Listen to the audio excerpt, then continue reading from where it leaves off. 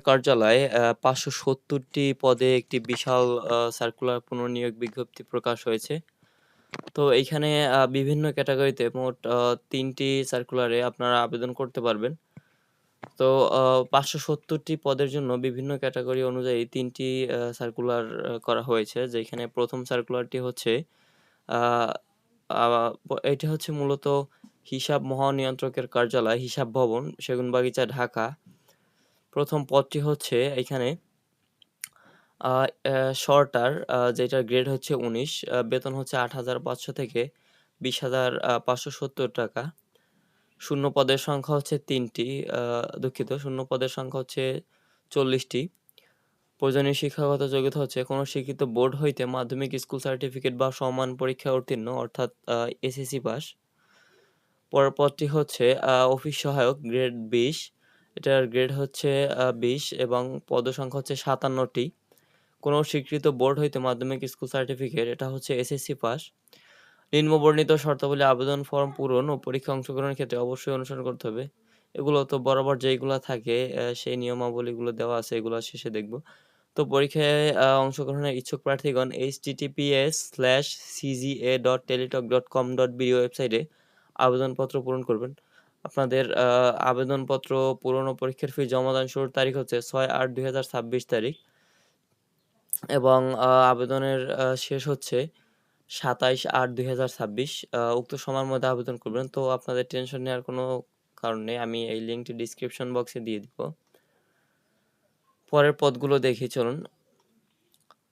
পরের নিয়োগটি হচ্ছে, এটা হচ্ছে নিয়োগ বিজ্ঞপ্তি ২। এই ১ম পদটি হচ্ছে কম্পিউটার অপারেটর গ্রেড ১৩।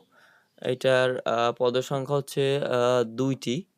কোনো স্বীকৃত বিশ্ববিদ্যালয় হতে বিজ্ঞান বিভাগে স্নাতক সম্মান বা সমমানের ডিগ্রি এবং কম্পিউটার মুদ্রাক্ষরে প্রতি মিনিটে বাংলায় ২৫ শব্দ এবং ইংরেজিতে ৩০ শব্দের গতিসহ সংশ্লিষ্ট বিষয়ে স্ট্যান্ডার্ড অ্যাপটিটিউড টেস্টে উত্তীর্ণ হতে হবে।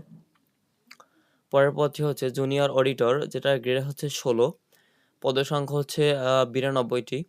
কোনো স্বীকৃত বোর্ড হইতে অনন্য দ্বিতীয় বিভাগ বা সমমানের সিজিপিএতে উচ্চ মাধ্যমিক সার্টিফিকেট বা সমমান পরীক্ষায় উত্তীর্ণ এবং কম্পিউটার মুদ্রাক্ষরে সর্বনিম্ন গতি প্রতি মিনিটে ইংরেজিতে ২০ শব্দ এবং বাংলায় ২০ শব্দের গতিসহ সংশ্লিষ্ট বিষয়ে অ্যাপটিটিউড টেস্টে উত্তীর্ণ হতে হবে। অ্যাপটিটিউড টেস্ট হচ্ছে টাইপিং এর যে পরীক্ষা হয় এইটা।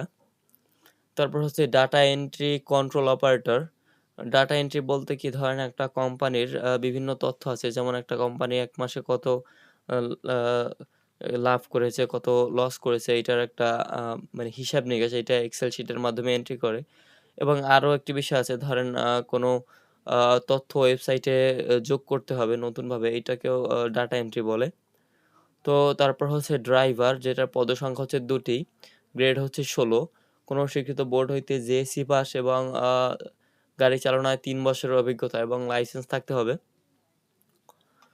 আহ পরবর্তী সার্কুলারটি দেখি। অ সর্বশেষ নিয়োগ বিজ্ঞপ্তি বা সার্কুলারটি হচ্ছে অডিটর, গ্রেড হচ্ছে ১১। এইটা অডিটর হিসেবে কিন্তু অনেক বেশি নিবে, যেখানে হচ্ছে পদের সংখ্যা হচ্ছে ৩৭৮ টি, যেটা অনেক বেশি। গ্রেড হচ্ছে ১১তম গ্রেড। এখানে আপনার প্রয়োজনীয় শিক্ষাগত যোগ্যতা হচ্ছে কোনো স্বীকৃত বিশ্ববিদ্যালয় হইতে অনন্য ২য় শ্রেণী বা সমমানের সিজিপিএতে ৪ বছরের মেয়াদি স্নাতক সম্মান অথবা স্নাতকোত্তর বা সমমানের ডিগ্রি। কম্পিউটার চালনায় এমএস অফিস অ্যাপ্লিকেশন প্রশিক্ষণপ্রাপ্ত হতে হবে। অর্থাৎ কম্পিউটারের যে বেসিক যেই সফটওয়্যার এমএস অফিস বা মাইক্রোসফট অফিসে যেখানে আপনার অভিজ্ঞতা থাকতে হবে। তো আ শ শর্তাবলীগুলো হলো, আপনার বয়সসীমা অবশ্যই ১৮ থেকে ৩২ বছর হতে হবে, যেটা সরকারি চাকরির ক্ষেত্রে বরাবরই বহাল থাকে। এবং পরীক্ষায় অংশগ্রহণ আমি আগেই বলেছি, আ আ এই লিঙ্কে আবেদন করতে হবে http আ ডট cga.teletalk.com.bd ওয়েবসাইটে আবেদনপত্র পূরণ করতে হবে এবং আবেদনের তারিখ হচ্ছে ৬/৮/২০০০। এগুলো আমি সব দিয়ে দেব ডেসক্রিপশন বক্সে। তো এই ছিল এই নিয়োগ বিজ্ঞপ্তিটি। হিসাব মহানিয়ন্ত্রকের কার্যালয়। অনেক বড় একটি নিয়োগ বিজ্ঞপ্তি। আপনারা চাইলে এখানে আবেদন করতে পারেন। এখানে আ বেতন গ্রেড মোটামুটি ভালো আছে এবং আহামরি হ্যাসেলের কোনো সুযোগ নেই। বেশি যোগ্যতার প্রয়োজন নেই। এখানে শুধুমাত্র আ দেখেন, এখানে কম্পিউটার অপারেটর গ্রেড ১৩, এখানে কিন্তু বলছে যে আহ, কম্পিউটার মুদ্রাক্ষরে প্রতি মিনিটে বাংলায় 25 শব্দ এবং ইংরেজি 30 শব্দের গতি সহ, অর্থাৎ যারা নিয়মিত কম্পিউটার ব্যবহার করেন বা যাদের ল্যাপটপ বা কম্পিউটার আছে তারা সাধারণত 25 এবং 30 শব্দের গতি এটা পারবেন আশা করি। এটা সহজ, আহামরি কঠিন না। তো এই ছিল এই হিসাব মহানিয়ন্ত্রকের কার্যালয়ের নিয়োগ নিয়ে সংক্ষিপ্ত বিবরণ। তো আপনারা যদি এর বিষয়ে কোনো প্রশ্ন থাকে অবশ্যই করবেন। আমি যথাযথভাবে দেওয়ার চেষ্টা করব।